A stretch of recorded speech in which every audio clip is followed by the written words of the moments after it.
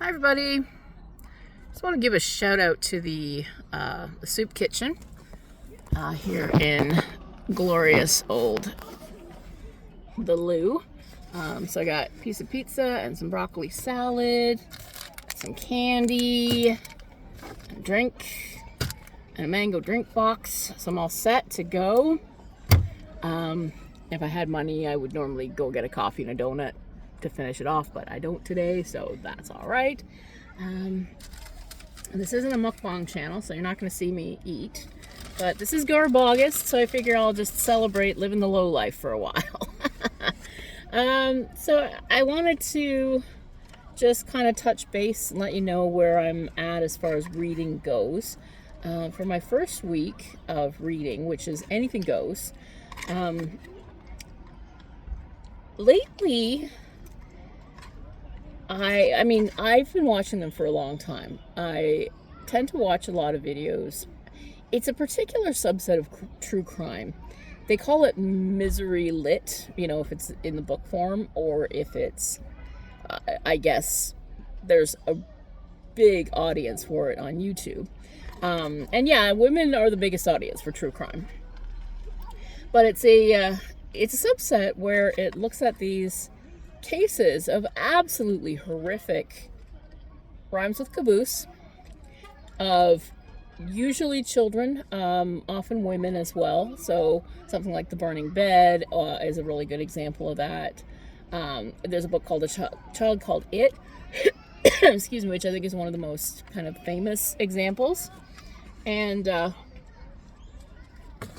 I guess one of the earliest examples is a story by a nun. So I downloaded that. I don't know if I'm going to be able to read it because it's pretty boring.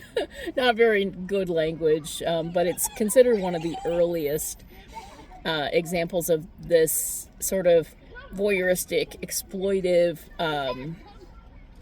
stories of somebody being, caboosed and overcoming it, and just the sort of, what's the word I'm looking for? Just that. I don't know, like that sort of quality where it's a train wreck. You can't look away.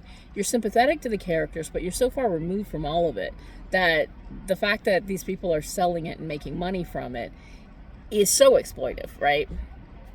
And actually making entertainment and a spectacle out of it. You can't really, it's hard to separate the feelings of sympathy for the person from that exploitive, train wreck kind of feeling of being a voyeur.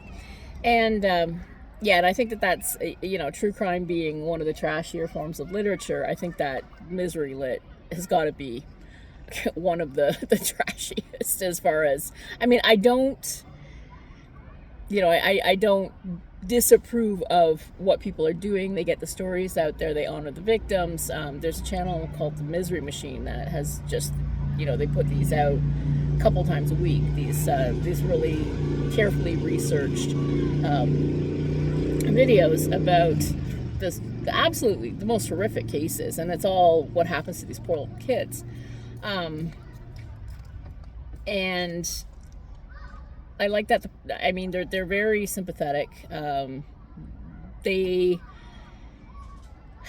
explain the case in a factual manner, and they try not to dwell on the gory details, and they really, really, really try to honor the victims, which I really appreciate. And the other thing that I like is that they hold Child Protective Services to the fire. They really, really hold them accountable for all of the times that these poor kids just slip through the cracks. So, but anyway, a long preamble to a short version of what I'm reading right now. I'm working on reading a book called Life with Billy. And you know what? I cannot remember the author's name. That's awful. But it's about a woman, and I saw the movie a long time ago. I'd say over 20 years ago now, because I think it was on the CBC. It was Canadian made anyway.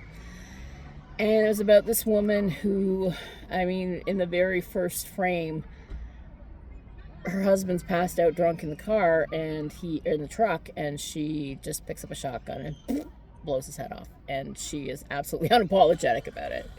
And the movie is centered around the trial and her story as to why she did this and what happened to take her to that breaking point. And so, as I said, this is a story of absolutely horrific caboose of this woman and her children. And this guy was an absolute maniac. It didn't matter who he hit. It didn't matter who he terrorized. He was just one of the worst human beings ever. I mean, you can't write somebody this awful. So I'm about 25% through that. And I also picked up the 4th in the Lucky San Angelo series. So this one is Vendetta Lucky's Revenge, which I actually do remember reading this a long time ago. So the plot with this one, as with all of the other ones, is a bunch of rich, beautiful people do rich, beautiful people things. And then at the end, they all come together and either something explodes or somebody gets shot or both. So that's your basic plot of a Jackie Collins novel. But it's a lot of fun, and it's always fun to visit the San Angelo family. And this one's no exception. The pace of it's great. The characters are fun to read about, and I will probably give you a full review next week. So that's it for me for now. I'm gonna enjoy my din from the soup kitchen. Shout out to the soup kitchen. And if you want to donate, if you want to say hi, if you want to like, share, subscribe, I appreciate it. Hope you're reading lots of horror. Have a great day.